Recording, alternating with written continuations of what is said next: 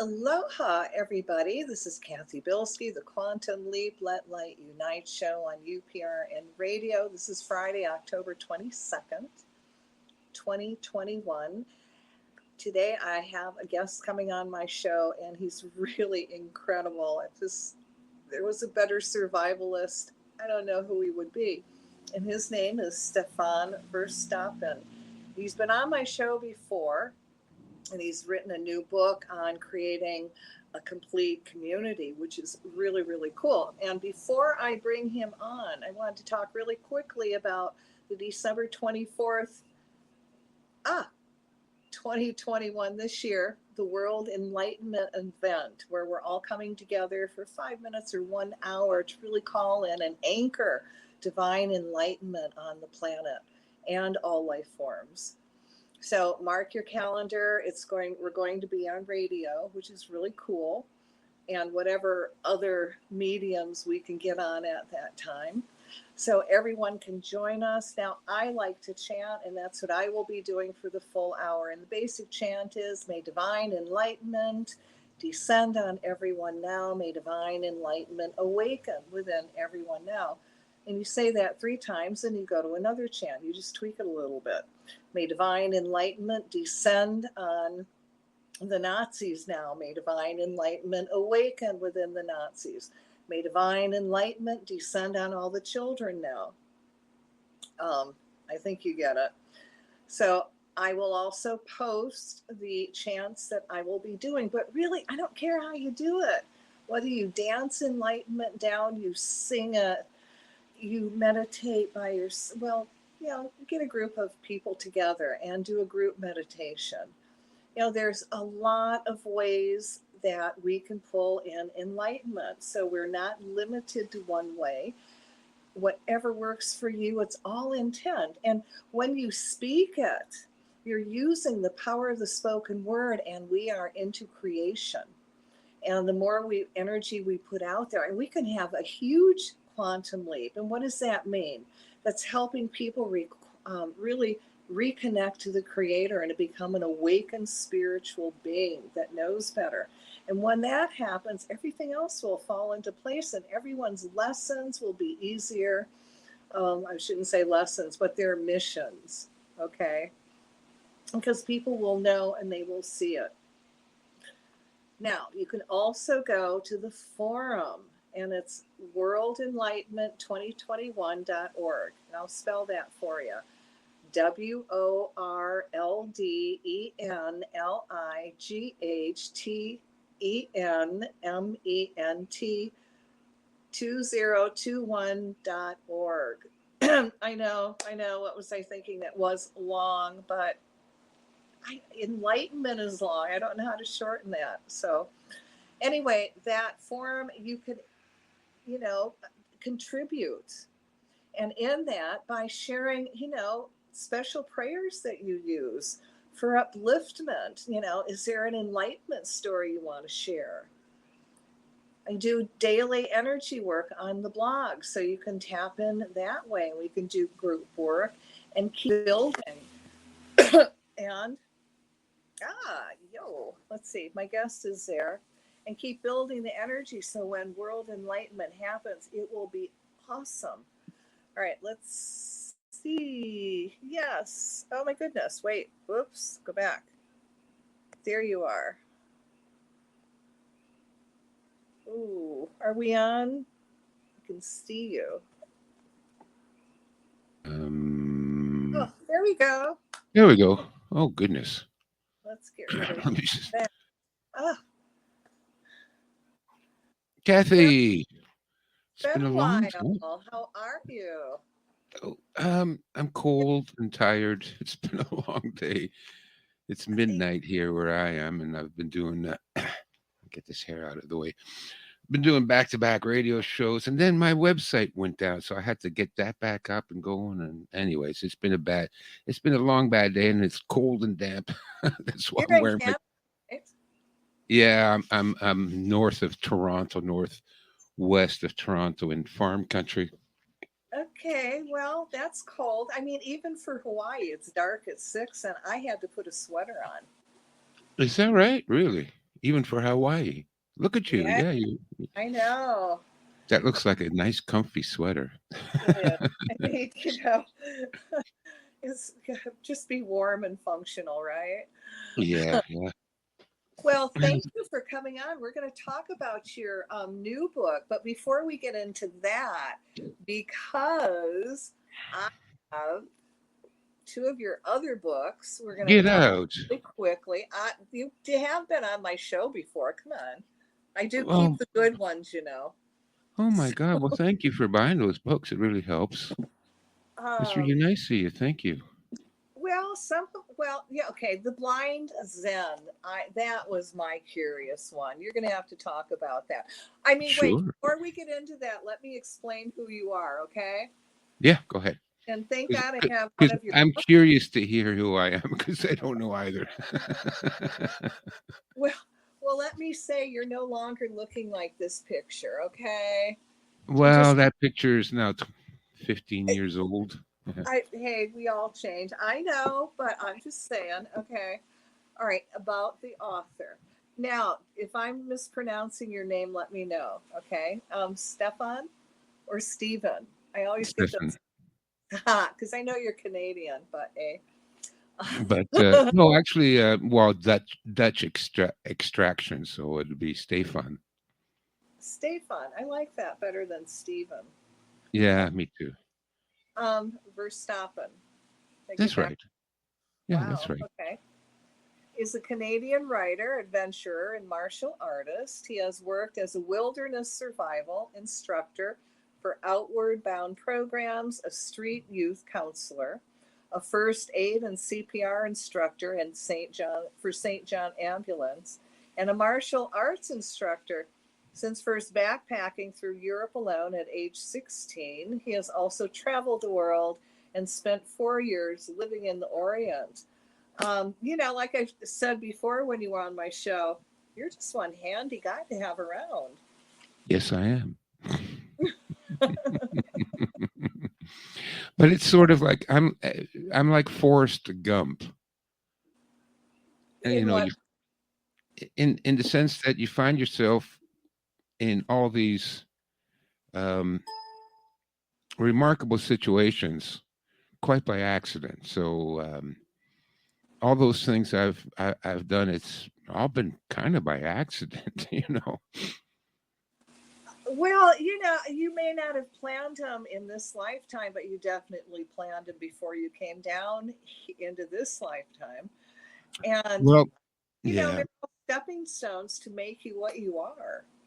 yeah, yeah. I owe it all to my mother because she was a psychopath. Do I want to touch that one? No, but the thing was, she didn't have any maternal instinct. I'm an only child, no father, no uncles, no grandparents, nothing. I only had this monster for a mother, and she wasn't interested in raising children, so she left me alone most of the time, most of my childhood. But she figured out that if she bought me things that would occupy my time, she could leave me alone. The neighbors used to tell stories. They'd come over to the house and they'd be there for hours, and they'd go, "Where's Stefan?" "Well, he's in his playpen." And then they'd go and take a look, and I'd be in the playpen building blocks and mechano. So what she did was she bought me stuff that would occupy my time. She bought me Mhm. encyclopedias and books and chemistry sets and electronic sets and mechano sets and paint sets. And so by the time I was at microscopes and telescopes and, um, because she would give me a microscope and I'm gone for 2 weeks. She doesn't have to look after me, right? Because I'm looking at the microscope. So eh, because and it's kind of curious because a lot of people that are kind of talented in some way are often been neglected as children. And so what they do is they search for meaning in other things. So yeah, I was into science and into you know, I wanted to be a mad scientist and a painter and an architect and a mechanic. And so I learned all those skills at a very early age. And then I kept going that way. When I was 16, I went to Europe to backpack there by myself throughout Europe, and that ruined me for life. But before I went to Europe, I was part of the Outward Bound program. So when I told my mother, I said, "Listen, I'm going to Europe alone," and she said, "Well, that's okay because after all, you've been alone through the forests of northern Ontario. How much how much more dangerous could Europe be than?" So it gave me the kind of courage and the inquisitiveness and the curiosity to pursue a lot of different avenues, and so that's why I am the man I am today. But you're right, Kathy. We are put on this planet right now because we are in a turning point of history. We are in a cosmic battle against evil. And everybody that's incarnated now, and I think there's probably more people alive today than have ever existed on this planet, this might be the final test for everyone's soul. How are you going to react in this battle? What side are you going to choose, good or evil? And so I think all of my skills that I've learned throughout my lifetime all come into play now because, well, I'm a warrior, and this is a battle of good against evil. So I think maybe you're right. Maybe I planned all this before I came here. Oh, absolutely. I mean, you look back at your life after you get older, at least I did, and why I did what I did fell into place. And I didn't know I was being put on a shaman path when my mother died at 14. They Yeah. make you a Yeah. loner, and then you do the weirdest things. Yeah. Um, you're becoming a shaman, and again, you're put through a lot of initiations, and you don't know you're going through them until you're older, if you're lucky, and you're able to Yeah. look back at your life and went, oh, okay. Or in my case, they actually put together like 8 shaman in a very special session in Ann Arbor, and I got to go see it. And each one of the shaman described exactly what I went through, except Yes. they explained why you went Yeah. through it. And it's like, oh, okay. Um, and I never really accepted the word shaman until a tourist came in, and he literally sent me a bear claw that was 30,000-year old out of the Pyrenees mountain that he said came out of Wow. a shaman cave. And he said actually belonged to me. And I went, who am I, right? Okay. Yeah. So, I mean, shaman is much easier than a witch. Witches get burned at the stake. Other people Yes, they do. go, shaman. What's a shaman, right? Okay. Yeah, let's focus on her. But you've written a lot of survival books, and the one we're going to talk about, because I have it in my hand, is The Art of Urban Survival. And Hmm. it Hmm. was fascinating because you touch on all kinds of bases. It's like you've taken all your knowledge and, put it down. I mean, I'm just going to read because I do have the table of contents before me. Dig, dig. Okay. Yeah, surviving predators, the psychopath, and this is how to be able to discern what a psychopath is. Lies Hmm. and deception, anger and aggression, what causes it, and how to be able to tell when it's happening with somebody. This is really important because you're taking all your gifts and your skills, and which really should be ours, and you're teaching us how to take all our senses and use them in practical ways. Yeah. Well, I'm going to send you a PDF copy of my book, The Way of the Warrior. You will really like that Cool. because I talk about the relationship between the warrior path and shamanism.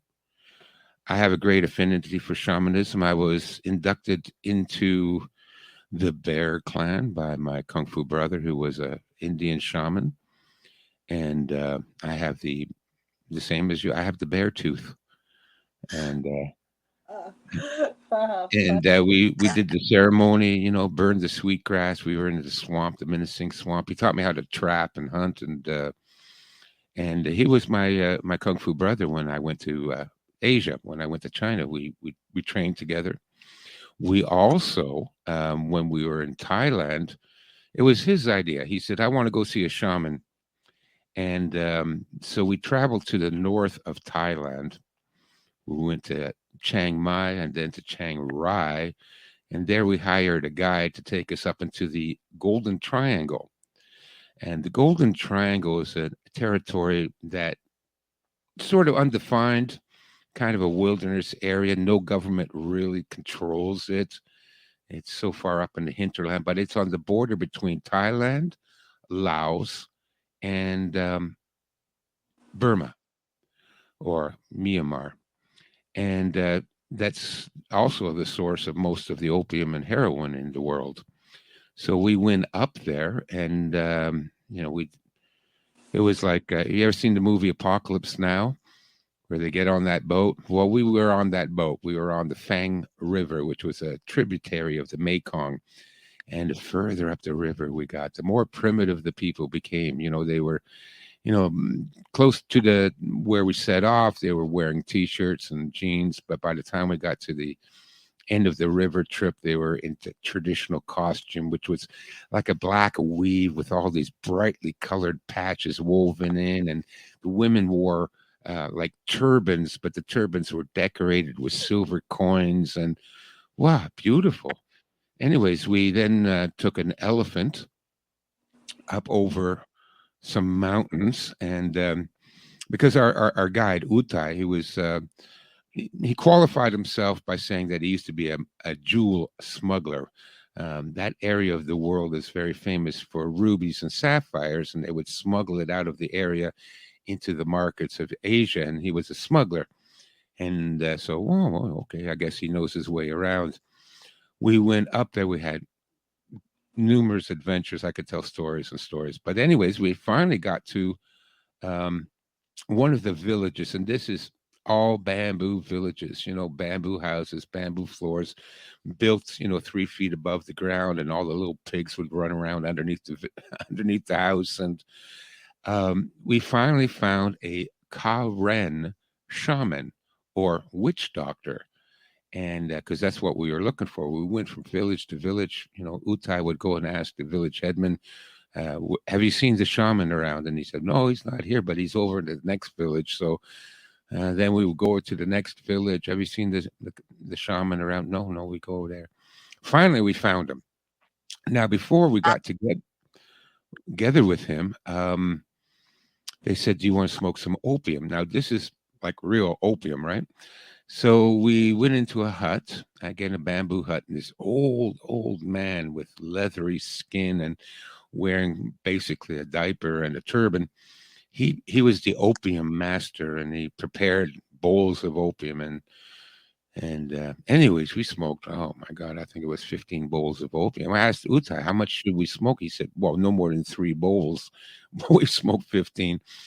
So we were completely blasted, but it's not like people see in the movies. You don't hallucinate or anything like that. It's just you're just very relaxed. Opium is a great pain reliever. As a matter of fact, I wish they would prescribe opium at pharmacies because it's a lot better than most of the drugs they prescribe. Anyways, we finally met the Karen, and the Karen is an indigenous tribe that's they live up in the mountains there between Thailand, between Burma, between Laos, and we started to dance to the spirit. You know what I'm talking about. And so my kung fu brother and I, we started to do the kung fu we learned, but we did the animal styles because you're dancing the spirit, and so you dance your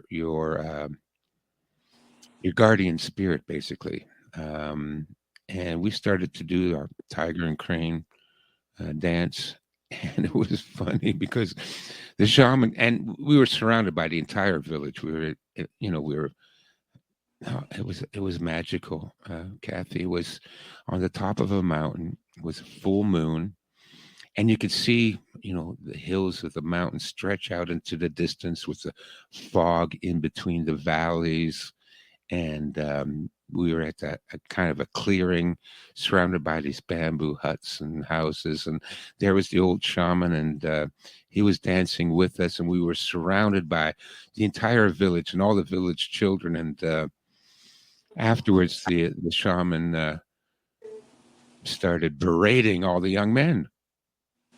He said, he hadn't seen anyone dance this spirit since he was a child, which again brought me back, made the connection for me, which is in my book, The Way of the Warrior. I'm going to send you a PDF after we're done here. And it's the warrior as shaman. But it made the connection to me that the way of the warrior is an old remnant of shamanism. And so if you study Kung Fu and you study Tiger style, what really you're doing is you're getting in touch with the old shamanic traditions of dancing your spirit. And this old shaman was berating all the youth there, saying, "Look, how can these foreigners know what I've been trying to teach you for 20 years?" But yeah, I have a great affinity for shamanism, and I try to explain it in the book, The Way of the Warrior. It is a way of drawing energy and strength from nature. And when you are empowered with the spirit of nature, you become really strong. So, Cathy, I'm with you on the shamanism thing. Trust me. Cool. So, all right, let's jump to the blind zen. Okay, there we go. All right. Just quickly, what is it about? I found it fascinating, but I want you to just tell people what it is. Okay, well, I was teaching kung fu at the local community center in a small town, Bolton, Ontario, and the local newspaper did a couple of stories on me. Kung fu comes to Bolton and so on. I get a phone call from somebody that had saw the story and said, I'm really interested in private lessons. Can you teach me? I said, sure. And she said, well, can you pick me up and drive me to the dojo? I was sharing a dojo with a karate school. And I said, and that was kind of an unusual request, pick you up and drive you there. I said, so on a hunch, I said, are you disabled? And she says, yes, you're probably going to think this is crazy, but I'm handicapped. Can you teach handicap? Now, I said, yes, of course. Anyone can learn Kung Fu because there's actually an old tradition among the village Kung Fu masters that parents that had a child that was sickly would send them to the Kung Fu master. And under the training and administration, because the other thing too is that Kung Fu masters traditionally in China were also healers. I love that idea. I love the idea that if you're going to spend all this time learning how to kill people, you should spend an equal amount of time learning how to heal them. And both my teachers in Hong Kong and in Taipei were primarily doctors. That's how they earned their living. And their teachers were doctors, and their teachers' teachers were doctors. It stretches all the way back. Lam Sai Wing, Hong Shiguan, they were all quite famous Chinese medicine doctors, and but also very famous kung fu masters. As a matter of fact, so famous that about 50% of the kung fu movies you see come out of China are based on them. So I had like sterling pedigree when it came to kung fu. And so in the traditional kung fu schools and in their societies, parents would send their sickly kids that couldn't work on the farm, that couldn't work in the rice fields, to the kung fu master. And it was these children that ended up becoming the greatest kung fu masters because they came from, a point of weakness and illness, and they grew and they became strong and powerful, and they realized the benefits of training and Chinese medicine and herbs and meditation and training outdoors where you absorb the chi, the energy from nature. And so they became the greatest kung fu masters. So when she asked me, well, can you teach me? Well, according to tradition, I can. So I said, I don't know. I've never taught. I said, what kind of disability do you have? She says, I'm blind. Oh, geez, how am I going to do this? Right. I said, listen, I'll try. Let's give it a try. It's going to be trial and error. I'll bring you over to the dojo and I'll see if I can teach you. Now, surprisingly, there is a huge tradition in Japan and in China of blind martial arts masters. So in the 60s, 70s Kung Fu series, Kung Fu, Master Po, who was the master for Kwai Chang Caine or David Carradine, he was blind and he was a great master. And in Japan, we have a similar tradition with the character known as Zatoichi. And he was a swordsman and he was also blind, but he was a deadly swordsman.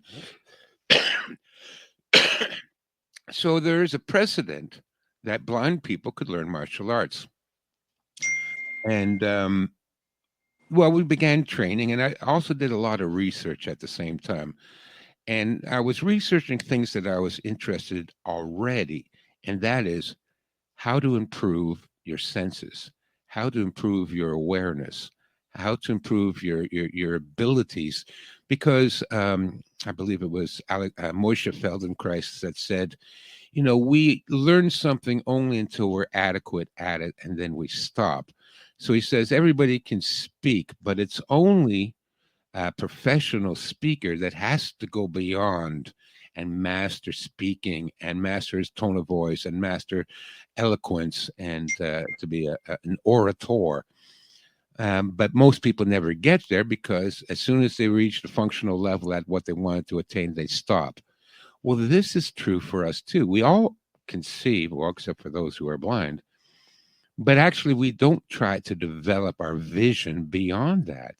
I can see, so we don't try to see beyond it.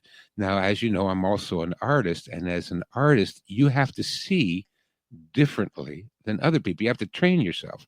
So, an artist has to see shadow, light, contrast. You have to tell, for example, we look and we see shadow, but an artist will see different shades of color. A shadow is not just dark, a shadow is blue or purple, right? And most of us won't see blue or purple unless we are trained to look that way. Same thing with hearing. We can all hear, those of us that can hear, no, except for the deaf. But the level of hearing can be developed far beyond what we hear. For example, what I would do with the woman Susan in the book is part of the lessons would be what I would call walking lessons. And that would simply be me taking her for a walk through town because she was really terribly frightened to go out on her own and would immediately get lost and didn't know how to get around town. She couldn't get to the local store. But going for a walking lesson, we would focus on hearing and also olfaction, but I'll get into that later. So we would walk down the street and I would say, what do you hear? There's a noise in the bushes. Now I could look and see it's a squirrel, but she can't look and see it's a squirrel. Is it somebody sneaking up on her? Is it a dog? Is it a bear? You know, how would she tell that noise was a squirrel? It wasn't until I began to identify all the noises to her. What's that? And I would say, okay, that's a squirrel. And then she would register, okay, that's the noise that makes. And then we would talk about the background noises. So there's a gas station on the corner, and you can hear the cars pull up, and they would run over the. In those days, we used to have these hoses across the wire across the entrance, and it would go bing bing, as you drove into the gas station, and you could hear the pumps and that. And so once she understood that, when she heard that noise, she was now at the corner. And that at the corner, she needed to make a left turn to get to the store. Now, as she's walking towards the store, she's going to go over a bridge, and under the bridge is a stream. Now she can hear the stream. And once you get over the stream, you go past some oak trees, and you can hear the wind rustling in the oak trees. So, by using her sense of hearing and fine tuning it, she was able to now find her way around town. First, I'm going to head in the direction where I hear the gas station and the traffic and the cars. Then I'm going to turn left until I hear the sound of running water. Then I'm going to keep going and then turn right when I hear the sound of rustling leaves. And so, by improving hearing and smell too, because smell plays an important part. For example, when we get around somewhere, we use visual landmarks. Usually we have a map, but once we've been there, we know, oh, there's the church on the up ahead, and then there's the little strip mall behind that, and then I turn left there and I make a right at the schoolyard, and it's called a visual landscape, and that's how we navigate it. But for the blind, they don't have a landscape. So I helped her to create a olfactory landscape and an audio landscape. So now she could tell where she was in town based on the sounds she heard. Now the sound of the gas station is far away. So she knows she's further into town. And the sound of the rustling leaves are slightly in the distance. And the sound of running water, we've already passed that. And so I could put her anywhere in town and ask her, "Where are you?" And she would be able to give me a correct answer. The other thing too is olfactory. When we walked down her street, there were pine trees on the neighbor's front yard about a block away, and you can smell the pine trees. And so when she was walking in that direction and you could smell the pine trees, now she knows she's 2 blocks from her home. And so anyways, I investigated this trying to, because I was doing this for myself as well. I wanted to improve my senses. And we would do things like if we were walking and there were people walking behind me, I would ask her, "Who's walking behind us? How many people? One, two, three? Are they men or are they women? Are they young or are they old?" You can tell all that by sound, right? So it really became a learning experience for her, but also a learning experience for me. And so Blind Zen tells the story of how we kind of discovered all of this. And that's when I first came upon the concept of synesthesia. Have you heard of this term before? No. Synesthesia. Synesthesia affects about 2% of the population. And it's a very curious effect.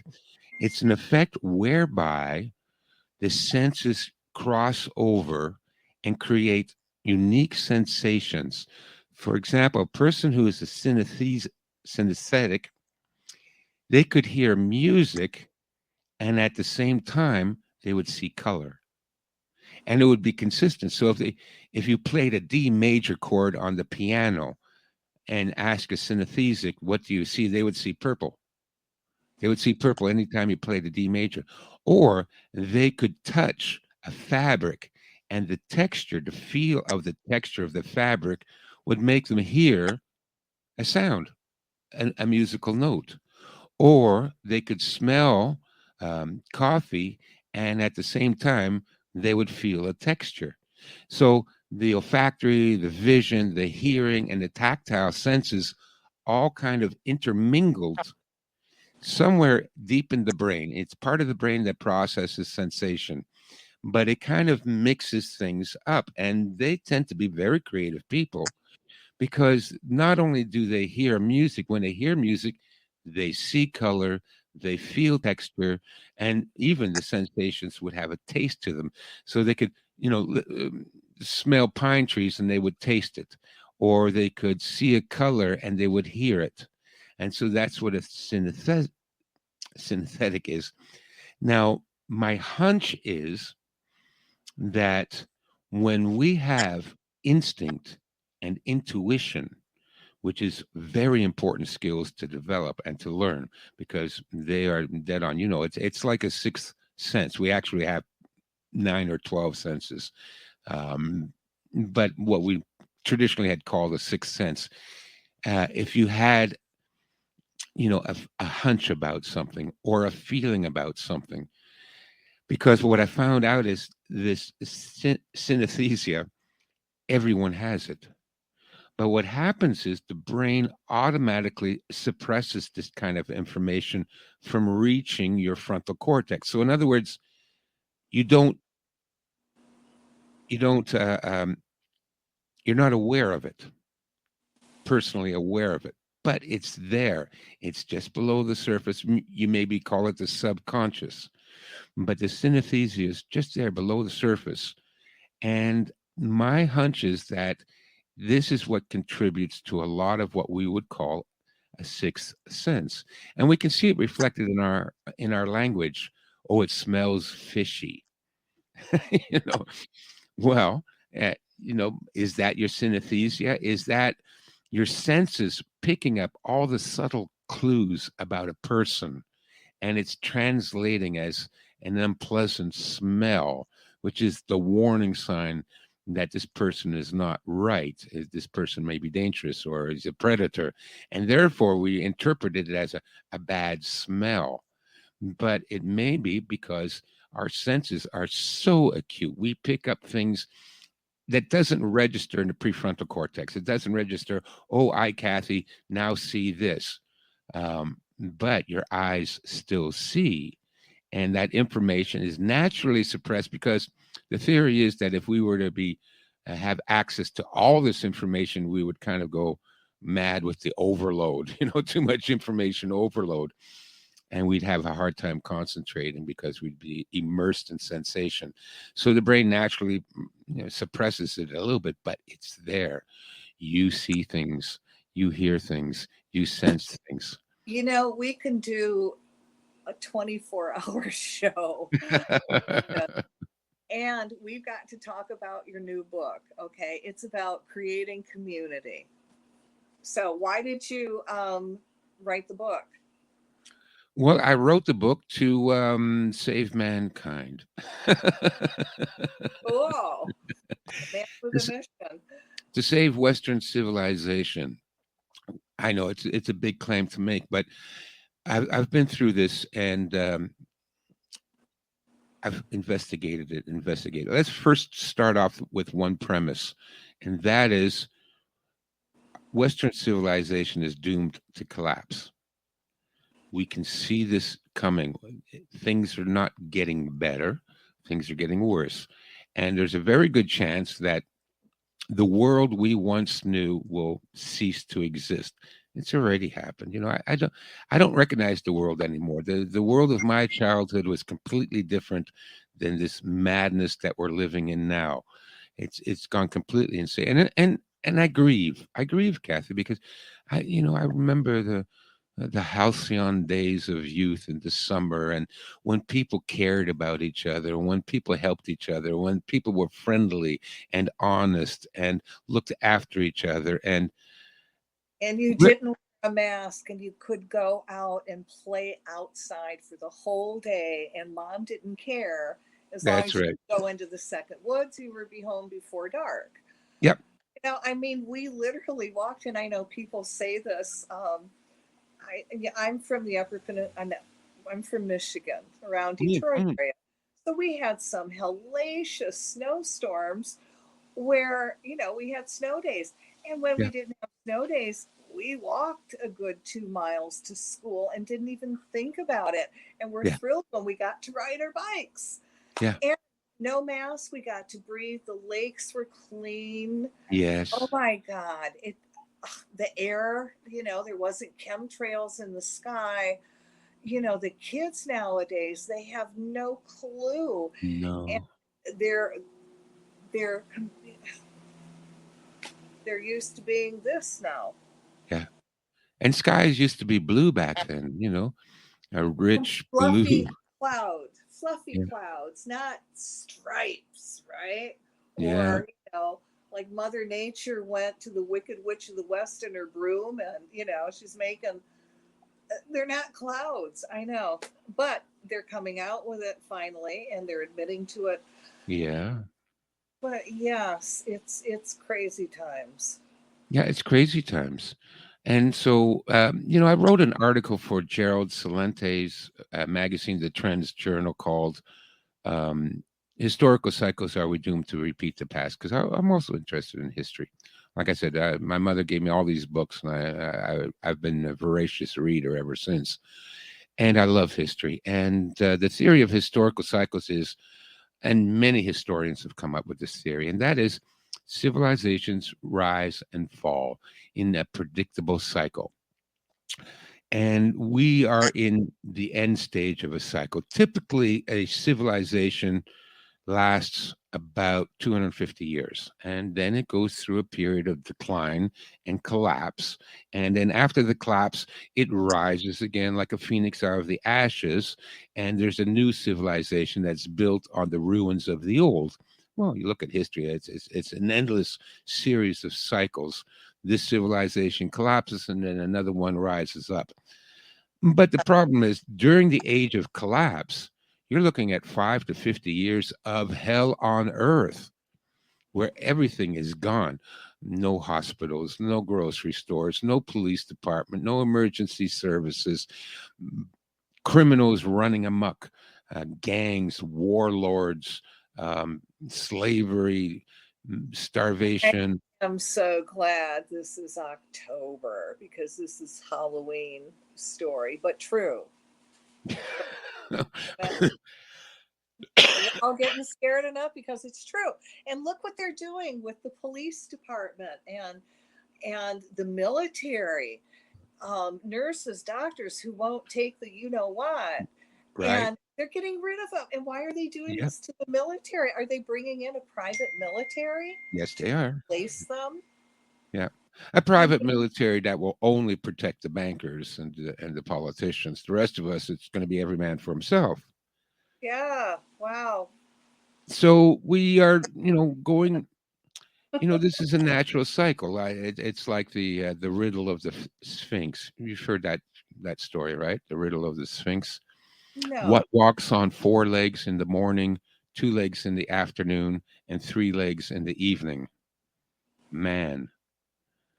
You're born a baby, and you're crawling on all fours, and you grow into a young man, and then you're walking on two legs, and then when you get older, and you need a cane to get around. So it's a natural cycle: spring, summer, fall, winter. As civilizations go through those cycles too, we're heading towards the winter phase of our civilization. It seems to be inevitable. Every civilization, every Chinese dynasty, Rome and Persia and Babylon and Egypt, they all went through all these phases. It's our turn to go through that phase now too, but we're going into the winter phase, or the collapse phase, or as I talk about it in my article, it's the age of chaos, where all that breaks down. Now, the age of chaos can last anywhere from 5 to 50 years, sometimes even a couple of 100 years. You get a long dark age. And during that time, things are bad: hunger, famine, disease, crime, natural disasters seem to occur more often during that phase. I don't know what the correlation is, but usually when the civilization goes into the age of chaos, you have floods and hurricanes and volcanoes, and look what's going on now. I don't know why it's almost, well, we know why. It's because it's kind of a spiritual trial. Not only is your the people and the civilization collapsing, but now you get an extra test by the world at large is giving you Uh, grief. yeah, but that comes from the HARP and the CERN and the direct energy weapons. It's not Mother Nature causing that bull crap. And Exactly, if exactly. if we go down, they're going to go down because they're not going to have electricity unless they've already figured out, which they have. So we don't have much time left. So Yeah. what can we do to create a community? Okay, so that was the point of my book and the point of my online course, which is being run through the University of Reason. So, anyways, I'm examining history. I know what's coming. It's going to be bad. We need help to get through it. I'm a survivalist. That's the book, The Art of Urban Survival, which is, basically a prediction of how the things go down, right? Crime and Mm-hmm. Mm-hmm. war and corruption and martial law and riots and it's all in the book how to survive that. But now, what's the big picture of surviving what's coming? And again, looking at history to see what our ancestors did, the best way to survive is to form small, autonomous, parallel societies. This is the only way we're going to make it. We have to work together. Like I say in the course, the difference between the elite psychopaths that rule the world and of all of us that are struggling to earn a living and fighting to survive is that they belong to a mutual aid society. It's a secret society, and the bonds that hold them together, of course, is the rape and murder of children, which forms pretty strong bonds, but they have each other's backs. For example, if you were a member of the Skull and Bones, when you graduate Yale, you find yourself with $250,000 in your bank account, and you get offers from all the top corporations for primary jobs, and you get references, and you meet all the big players, and that's a mutual aid society. That's how they became billionaires and trillionaires, because they supported each other. They gave, they put in their money, and they bought the banks, and they bought the businesses, and all of us are all by ourselves, and most of us don't even have family, because I've spoken to a lot of people, and people can't get along, brothers and sisters arguing, bickering, parents arguing, bickering, so while we're all arguing, bickering, and fighting amongst each other, the billionaires are working together, pooling all their money to buy every TV station, to buy every newspaper, to buy and to implement this program that they're forcing down our throats right now. If we were to cooperate, we could defeat them because we outnumber them 7 billion to 1. There's no way they could win. But they have been successful through their programming and their brainwashing and their media and their public education of, first of all, making us dumb, making us helpless and dependent on the state, and making us bicker and fight amongst each other. Now, if we can just drop the bickering and work together, pool our own resources, then we can do for ourselves what the government used to do. And this is what our grandparents did. They did it through mutual aid societies, friendly societies, fraternal societies. They pooled their money together for the equivalent of 1 day's pay per month. They were able to provide all their medical care. They built their own hospitals. They were able to provide scholarships for their students. They were able to buy farmland and grow their own food. This is what we need to do. If we have to recreate all these facets of society for ourselves, and we can only do that through communities. We have to provide our own medical care, our own security. We got to get together. If there's a problem in the neighborhood, all the boys come out with their shotguns and they deal with it. We need to grow our own food and source our own food sources. We need to establish our own communications networks, because if the internet goes down and the power goes down, how are you going to know what's going on? But I'm already setting it up. Communications networks through ham radios and even CB radios and walkie-talkies. All of them can be used.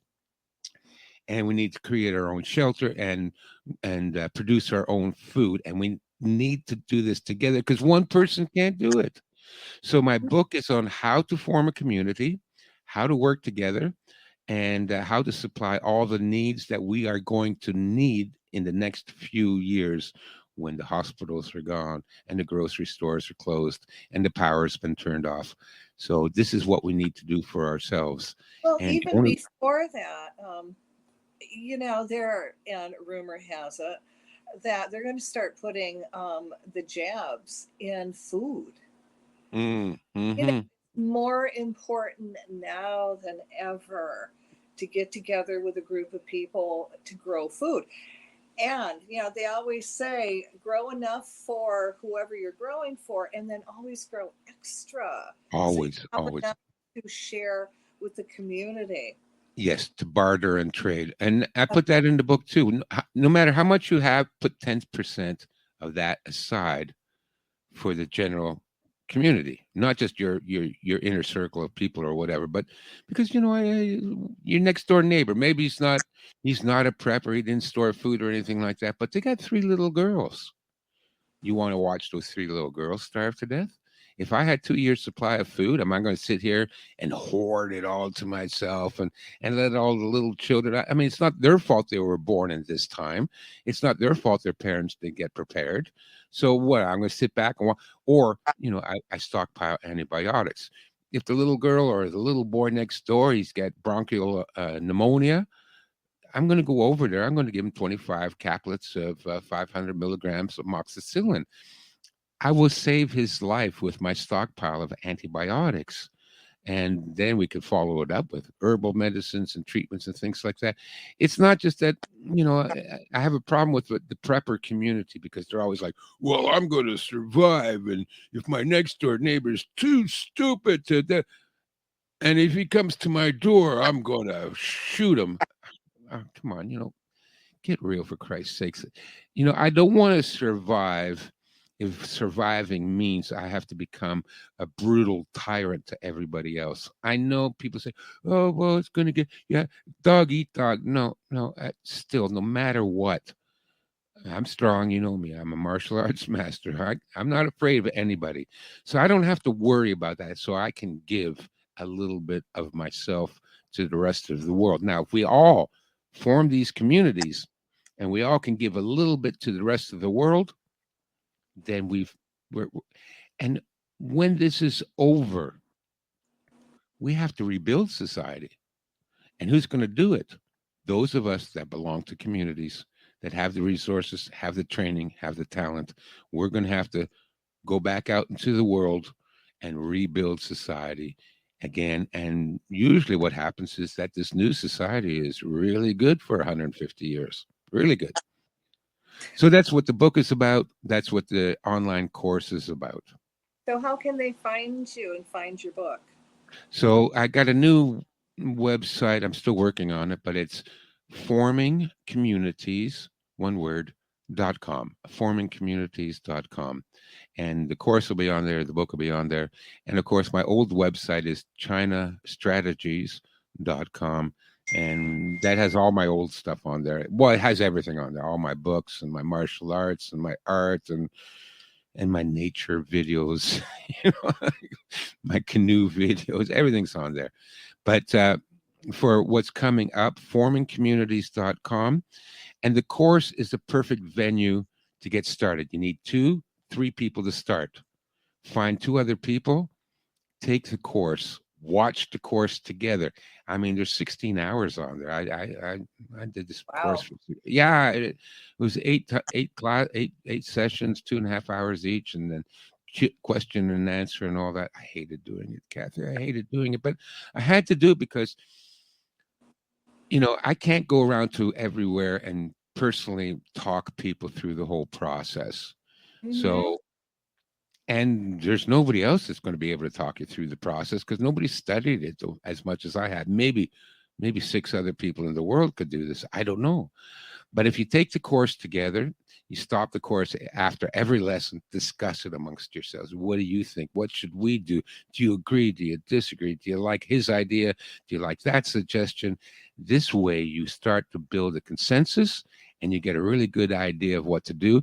And by the end of the course, at the end of is it 16 hours? I don't know. You will know everything I know.